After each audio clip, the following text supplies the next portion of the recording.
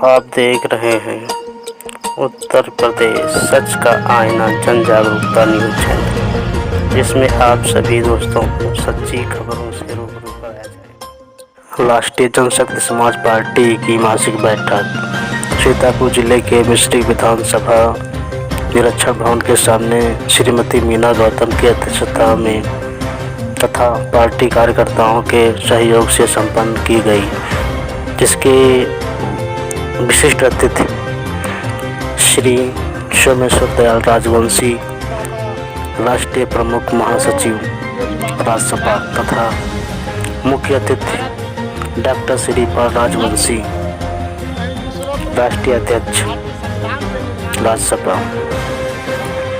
राष्ट्रीय अध्यक्ष ने अपने विचारों को जनता से साझा किया। उसी दिन आपका भाग बदल जाएगा, तकदीर बदल जाएगी और उसी दिन आपकी तकदीर बदल जाएगी। उस दिन आपकी राष्ट्रीय जनशक्ति समाज पार्टी की सत्ता होगी। इस देश की मास्टर चाबी, इस देश की खजाने की चाबी जब सरला देवी, कुसुमा देवी, कुसुमन और मीना देवी तमाम जो है गरीब समाज के बड़े कुचले लोगों के हाथ में इस देश की चाबी होगी, उस दिन खजाना के मालिक आप होंगे, उस दिन देश तुम्हारा होगा। ऐ गरीबों, ये बेरोजगारों, ये युवाओं, ये साथियों, किसानों, आपको जागने की जरूरत है। आपको हक और अधिकार पहचानने की जरूरत है। किसी की मोहताजी पे हमें जिंदा रहने की जरूरत नहीं है।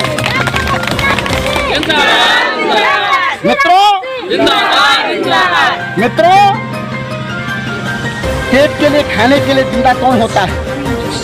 जानवर भी स्वाभिमानी होता है। जानवर गाय भैंस पालते हो, दूध तब देती है जब उसको 5 किलो दाना खिलाते हो। जिस दिन उसका पेट भूखा रहेगा और जब सूखा भूसा डाल दो, वो भी खाने के लिए तैयार नहीं होती है। होती है क्योंकि तुमको वो दूध देती है। वो कहती है हम दूध देते हैं तो हम खाने में अच्छा लेंगे आपसे, और तुम्हें चाहे जो कुछ दे दिया जाए उसे खा लेने के लिए तुम जिंदा हो। एक शायर ने कहा है, तो खाने के लिए जीते उनसे जानवर बेहतर। खाने के लिए न जियो, जीने के लिए खाओ। खाने के लिए जिंदा नहीं रहना है, जीने के लिए खाना है, लेकिन अपने हक अधिकारों पर डकैती नहीं होने देना है। हमें पहचानना है कि हमारे अधिकार कहाँ से लूटे जा रहे हैं, हमारे अधिकारों को कौन छीन रहा है, हमारी वोट को कौन लूट रहा है, हमें जो बरगलाया जा रहा है, जुमलेबाजी में हमारे वोट को गुमराह किया जा रहा है। ऐसे गुमराह करने वाले लोगों से बहुत ही सावधान रहने की जरूरत है। इस देश के अंदर 90% ऐसे लोग हैं। देश के अंदर 90% ऐसे लोग हैं जिनके पास खर्चे के लिए धन की जरूरत है और खर्च के लिए पैसा नहीं है। 10% ऐसे लोग हैं जिनके पास पैसा खर्च करने की समस्या बनी हुई है कि हम पैसा कहाँ खर्च करें।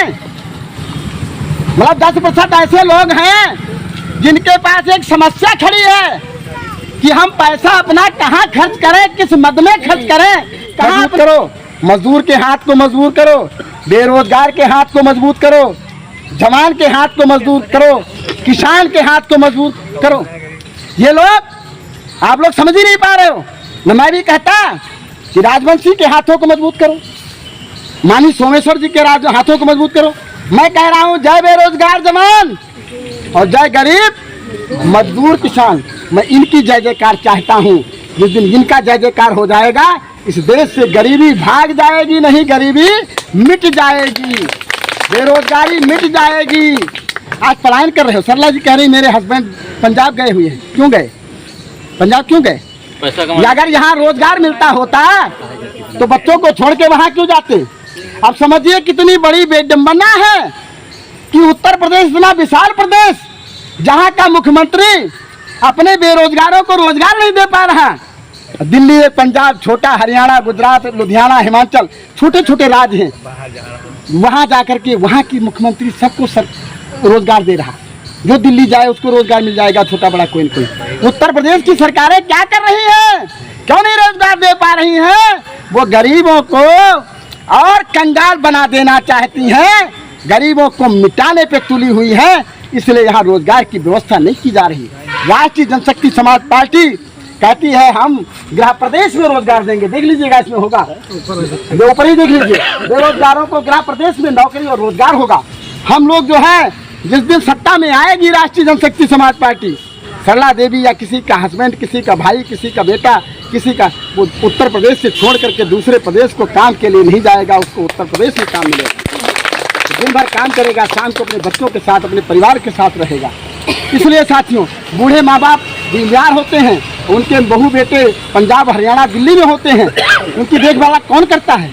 जब बीमार होते, हालत खराब होती है, या वहाँ बीवी बच्चे हैं, वहाँ बहू बेटे हैं, कोई भी विदेश में है, प्रदेश में है, और वहाँ अगर तबीयत होकर के किसी को संयोग बस किसी की मृत्यु हो जाती है, तो अंत समय में अपने माँ बाप और बेटों से अपनी एक दो जबान की आवाज़ भी नहीं सुना पाता है। इसलिए साथियों, ये कितने दुख के साथ, कितने दुख की बात है कि हम इतने विशाल प्रदेश में रहने वाले और हमें अपने काम के लिए उत्तर प्रदेश में व्यवस्था नहीं की जा रही है।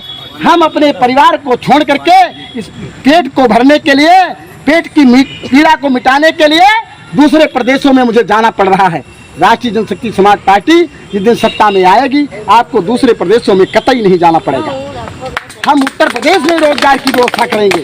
इसलिए साथियों, समय ज़्यादा हो गया है, अब अंत में मैं अपनी बात को समाप्त करूंगा। इससे पहले मैं बता देना चाहता हूं कि देखिए, पार्टी के प्रचार और प्रसार के लिए हमें जन जागरण रैली चलानी चाहिए। लोग चला रहे हैं, कोई साइकिल यात्रा चल रही है, कोई मोटरसाइकिल यात्रा चल रही है, किसी का रथ चल रहा है, लेकिन हमें चाहे पैदल चलना पड़े, हमें हमारे पास जुमलेबाजी नहीं है, सच्चाई है।